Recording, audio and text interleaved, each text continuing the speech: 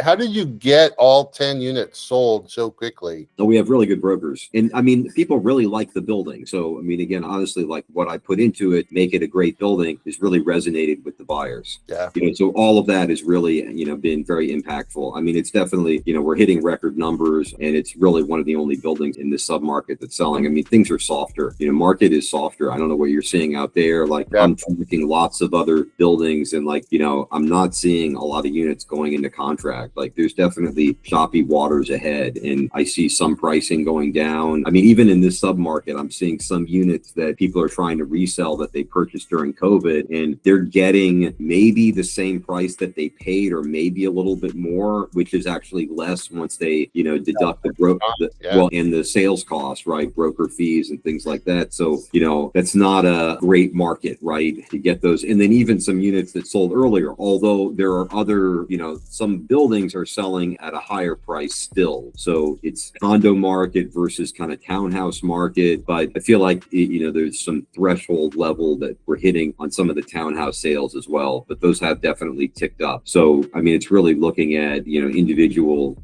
deals and understanding what's required and looking at the numbers, and also being very conservative. And I think that there's lots of challenges, and the operational issues are really paramount. You need to execute very successfully, or that can have extremely detrimental effect on the success of the project. There's no question about it, and it doesn't take much, basically. You could tip a project to the good or the bad just by forgetting. I went and toured a property. The vinyl siding, like there were 8 different seams in the vinyl siding on one section of the house, right? It's a apartment complex, but let's say it's a 28-foot section of wall, and there were 8 different seams of the vinyl siding, right? I looked at that and I'm like, I'm not buying this place, right? Because you can see, like, if there were 8 seams on a 28-foot long section, that builder cut every corner that they could and got it the cheapest material and the worst craftsmanship. You're selling $1 million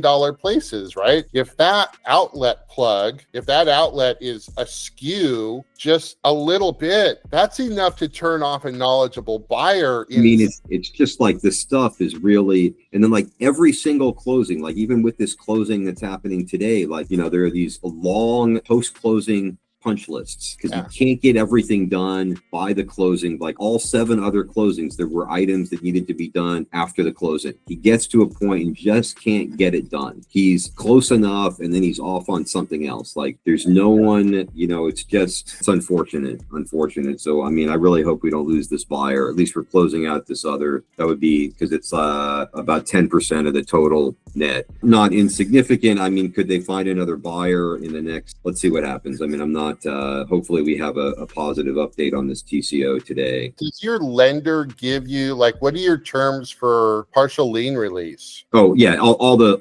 every sale is a partial lien release. Yeah, but what are your terms? Like, we're getting 90% of gross sale price as a. Oh, that's great. So you get a little cash flow. Like, we get no cash flow, nothing. Really? It's sales cost, and then they take everything else. 100% of. Pretty much. I did ask the lender that we're working with now, if when we get to the end point, could they be a little bit flexible? And he's like, yeah, we could probably do it. So we haven't gotten to that point yet. So I will follow up and ask him. But the other lender, they were horrible. I mean, on the other project, just absolutely the worst. They charge us so much additional fees every time we need to do anything, and just blamed it all on their investor. And it was just all the whole setup. Like, I asked the guy that we were working with, there was a broker involved, and then he brought someone in from the lender. And I asked them, if they were if they're balance sheet lenders, and they said that they were. As soon as we closed, they immediately sold the loan. So they're just servicing it. And every time anything came up, they're like, well, we have to ask our investor. And of course, what's the investor going to say? Like, fuck them over,